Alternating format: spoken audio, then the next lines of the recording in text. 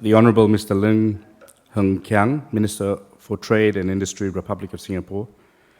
The Honourable Dr. Kan Zaw, Union Minister for National Planning and Economic Development, Republic of the Union of Myanmar, Chairman of the Asean Economic Ministers Meeting 2014.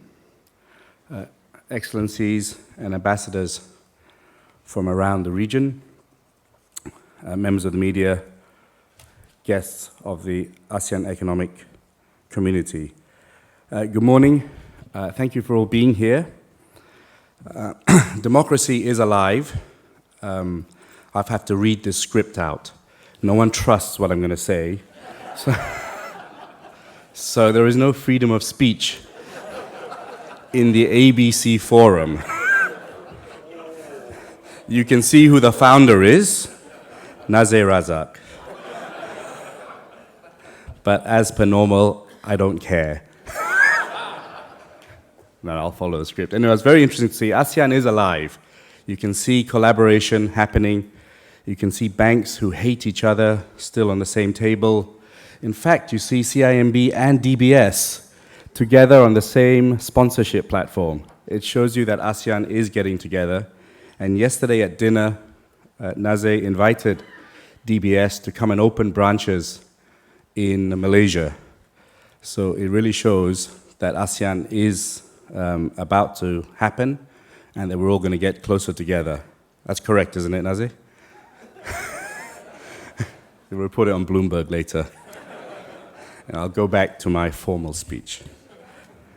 I think it's a big year for ASEAN 2015. Obviously, it's the year of the AEC. And I think many of us in this room can play a very important part. You know, without plagiarism, I think this conference can be the Davos of ASEAN and form an incredible think tank for the governments of ASEAN from the private sector of our views of how to speed up integration and how to really benefit from this huge marketplace that we all live in. There is enormous amount of maybe lack of trust on the ASEAN Economic Community. People are worried whether they're giving too much, whether some of the larger markets are giving in to the smaller markets. Will some countries dominate? But from my own experience, I think the potential of working together and creating one huge market, which inevitably the rest of the world is going to come into, and if we can form closer economic collaboration, then we're better placed to deal with the Chinas, the Indias, the European community, and the USA. Because globalization is here, and if we can all work together closer, then even better. A year ago, the ASEAN Business Club launched the Lifting of the Barriers reports, outlining solutions to critical bottlenecks and barriers hindering free trade in the region, from economic nationalism, labor constraints, regulatory congestion, and underdeveloped infrastructure. The report highlighted 6 priority sectors: aviation, connectivity, infrastructure, power and utilities, capital markets, financial services, and healthcare. This year, we focus on 6 more sectors: legal and tax, automotive and manufacturing, financial services, and capital market, minerals, oil and gas, food and beverages, and retail. On behalf of ABC Forum 2014, I would like to take this chance to really thank and recognize the people that help make it possible. This year we have 49 speakers from 12 countries, and we appreciate you for taking your time and effort to be here. We also thank you for your participation and the sharing of ideas and expertise. This year there are 300 members, leaders and industry experts from 11 countries, and we are pleased to say thank you to each of you, and we are appreciating you for taking the time to be here. We're honored to have the Honorable Dr. Kan Zaw, Professor Dr. Xian Bing, Dr. Philip Rossler, Managing Director of the WF and former Vice Chancellor of Germany for this year's ABC Forum, and of course, Minister Hung.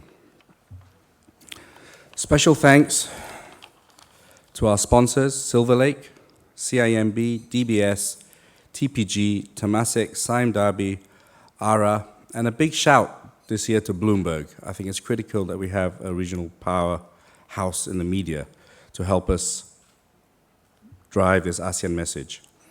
And our supporting partners, the world's greatest airline, AirAsia, Straits Trading, the US ASEAN Business Council, US Embassy in Singapore, Far East Hospitality, Endeavour, Boardroom, Southeast Asian Creative Cities Network, Grab Taxi, and China Daily. Thank you also to our 8 research partners, Accenture, Bain & Company, Zico Law, Ernst & Young, A.T. Kearney, Frost & Sullivan, Food Industries Asia, Asia and Food Beverage Alliance, who are making greater efforts in lifting the barrier reports.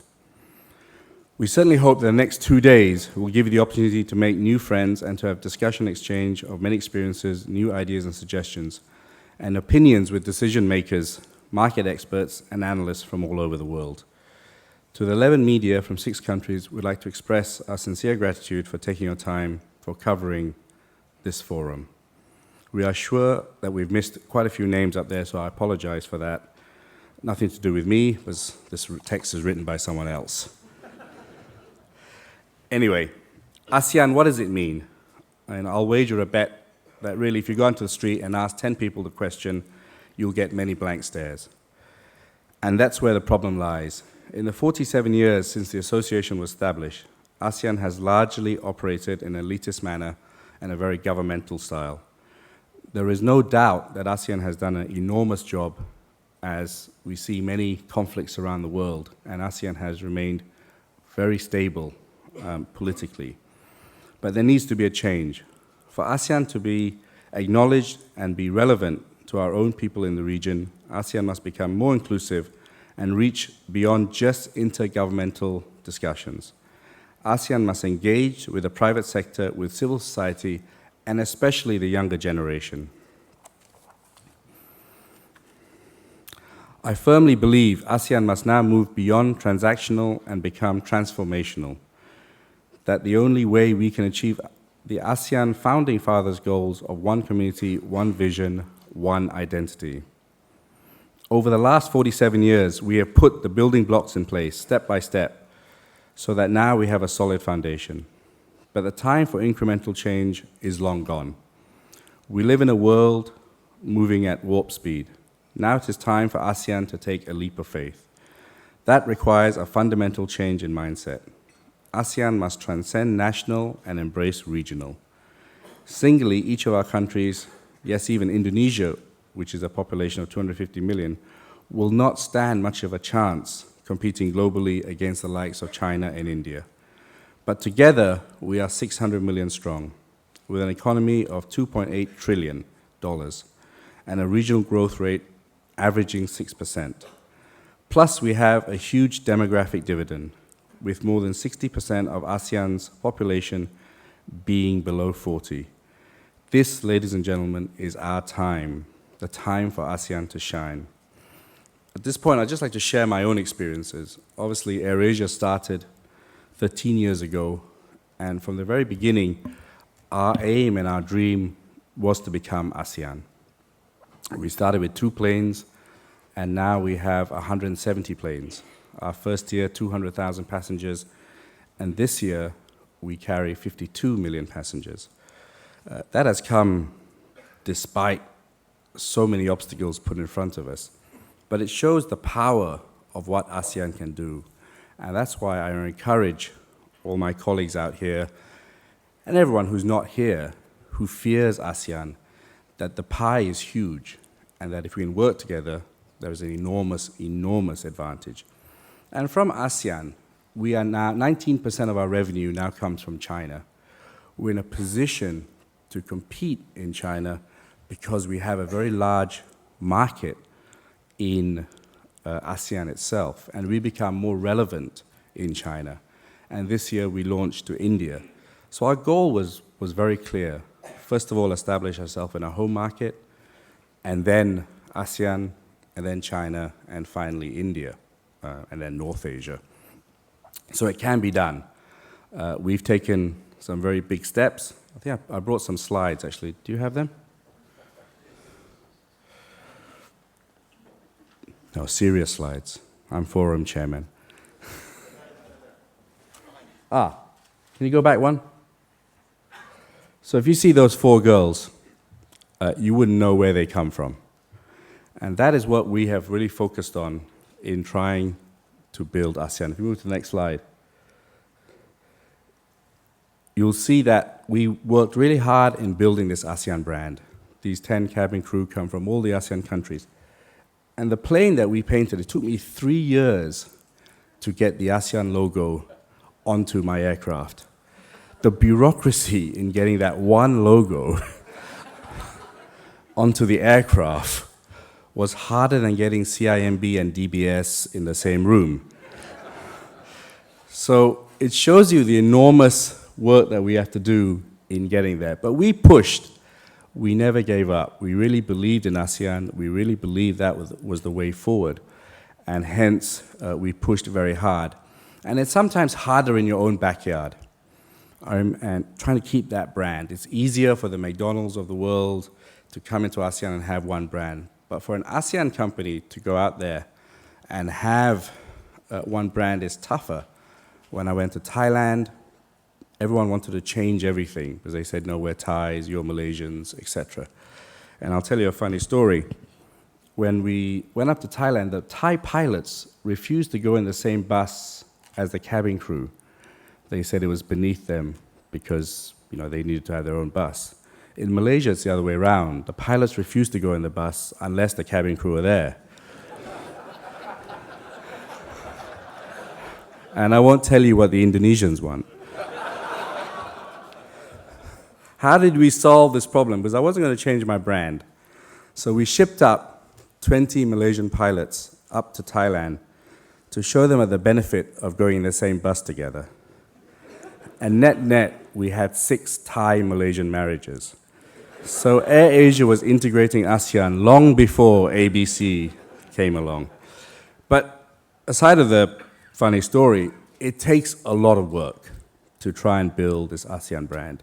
Just to get the logo on that plane took me 3 years. But if we don't put that effort in from the private industry, if we don't drive for change, then we will miss out a massive, massive opportunity. And we will become second run as more economic alliances come together.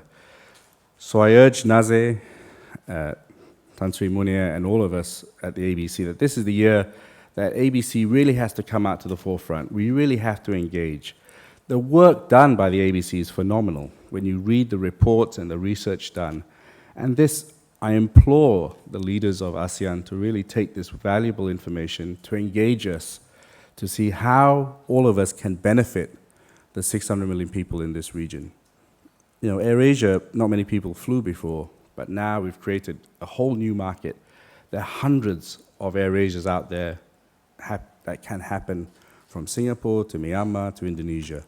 And really, we have to help the lawmakers to facilitate ASEAN business, not to impede it, but to create an infrastructure to allow SMEs and big corporations to benefit from this ASEAN market.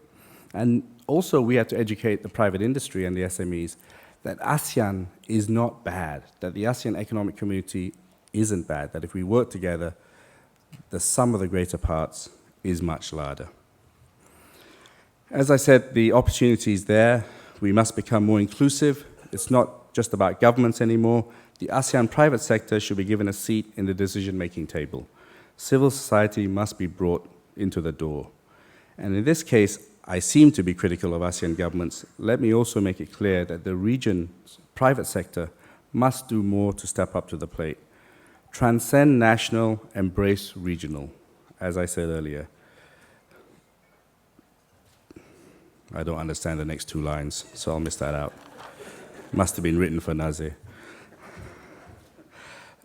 As I said, I'm proud to say that AirAsia has shown the way, so much so that my friend Naze Razak has decided to follow our footsteps in making CIMB an ASEAN brand. They've copied us. I thought I'd left plagiarism when I left the music industry, but it's followed me through, even down to the red logo that CIMB had. It used to be blue until Naze met me. I repeat that we need a fundamental mind change. We're now in the 21st century. You cannot overcome the challenge of the digital age using an analog mindset. talking about the brand ASEAN, I really appeal to the two ministers here. It's really time that the ASEAN brand comes to the forefront. There are some easy wins. We have something called the SEA Games, which actually should be called the ASEAN Games. You know, at AirAsia, we spent a lot on branding sports to get people to understand. I sponsored Manchester United.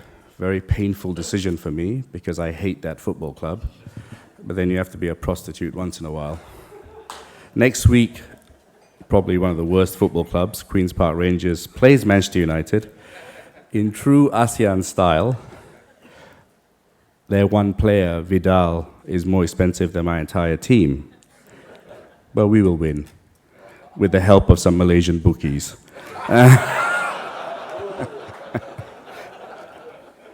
All right, media, please don't report that. But again, to the two ministers here, we really need to brand ASEAN. We really need to tell the public how ASEAN benefits.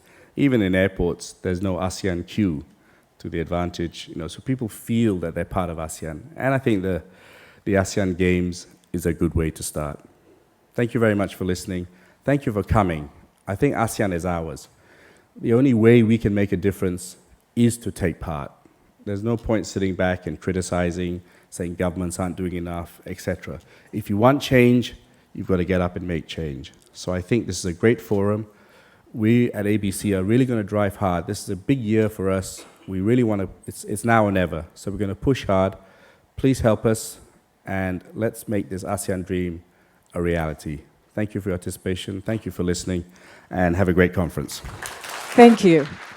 Thank you to Mr. Tony Fernandes for your opening remarks.